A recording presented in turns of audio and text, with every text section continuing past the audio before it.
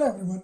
In this video we'll talk about 4D simulation. Now initially when we talked about in general about Navisworks interface, when we exported these NWC files, these were not exported with all the details. So at that time when we exported these files from Revit to NWC format, we didn't really create any parts in the walls, in the exterior walls and interior walls. We probably may have some parts on the floor, but I'm sure we did not create any parts on the walls. So let's first do that. So let's go back to our original Revit files. So let's open the example file. This is our main architecture model.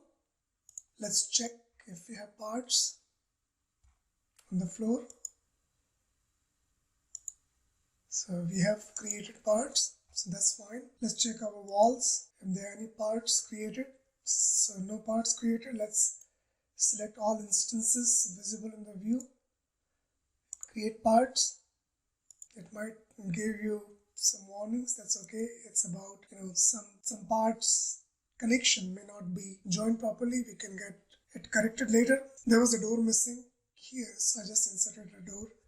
Let's go to the first floor plan and let's select all interior walls that are visible in the view.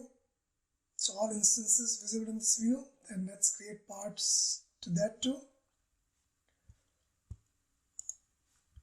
Let's go to second floor. Let's click on the wall, select all instances. Let's create parts. Once that is done, we can actually check. You can go to a detail level, which is fine. And now you can see here that those parts have been created now. So once that is done, let's go back and export it either from the main menu and export, or let's go to add-in, external tools, Navisworks 2017, and let's export it as example file, the same example file. Make sure to check if the converts to parts, convert construction parts is checked. Click OK and click save.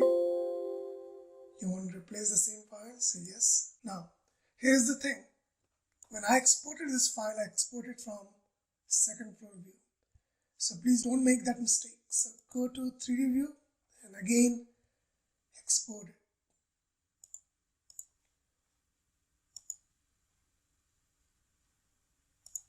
Okay. So let's go back to our Navisworks model and open that file, the original file that we had created, example project. So once that opens, now you can check that it is in fact created those parts. You can check that in selection tree also. So go and expand your main architecture model. Go to first floor, go to walls, basic walls, exterior and interior. So inside exterior, you can see that now these are so many parts here that you can select and you can attach it to your schedule. So there are multiple ways in which you can conduct a 4D simulation. No matter which way you adopt, you have to create sets. So sets are building elements such as footings and columns and exterior walls. So you have to create sets and then attach those sets to a timeline in your schedule. So you have to, you will need, in any case, you will need these two things. One is the set of building components which will be constructed at a particular time. So there will be a time and there will be a set. So let's first create a set. So let's go to our view and a window of selection sets or sets, and just kind of explain you what we can do is we can create some sets of footings. So let's create a set of these footings. So 1, 2, 3, 4, 5, 6 and 7. Let's save this as first batch footing. Let's select the remaining ones and let's call it save selection, and let's call it second batch footings. Let's select columns. So these 6 or 7 columns, and then save this as columns to first floor, batch 1. Let's select remaining 6 columns. So I'm pressing Ctrl and selecting them.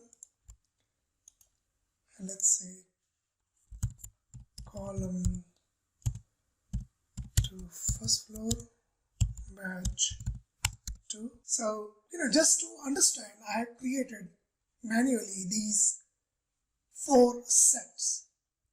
Now, in order to run timeliner simulation, what I can do, I can create these sets and then I can attach a time to that. So to do that, we have to go back to our View tab, go to Windows and open Timeliner window. So this is our Timeliner window. So I can add a task here. So I can click on Add Task, and what it's going to do is going to create all these columns. And I can go here and click on name of the task, and I can say that footing batch 1. Okay, plan start, plan end. I can start on the 28th. It's going to end on 30th. So I did that. Make sure I select the task type as construct. I can create another task and say footing batch 2, and that starts on the 30th. That's going to finish on 1st of April. Make sure we all select task type as construct. So what we did, we basically created a schedule here just to understand how this schedule or this time that we just created and the task would be mapped to these. What we need now is this task, which is completed on this date, okay, needs to be connected to a set here. So we need to connect to set. Okay, so let's figure out 3:38 to 2nd of April. Okay, we have the date here. So what we need to do here, we need to connect this task to this set. Okay, so under attach, right click and say attach set, and now you see that all those sets that we just created here will be shown here. So we want this first task, which is footing batch 1, to be connected to the first batch footing. So that set is connected. So the set that we created is now connected to the time. Okay, we go to the next one, say attach set, and second batch footing. Go to the third one, attach set, first floor column batch 1, attach set to the first floor column batch 2. So what we did, basically we created these sets of building elements and then we assign a time to them, okay, in timeline. And now I can go back and actually simulate it. So I can go here and I go to settings and I say run for 20 seconds. Interval size is 1 day. Okay, click OK, and now you can play it. So when you're playing it, it will show you that that's the first batch, and then there's a second batch, and those columns to the first floor, first batch, and those columns to the second floor, second batch. Because we had only those many sets, only those many sets will be shown in 4D simulation. So this is a very generic form of 4D simulation.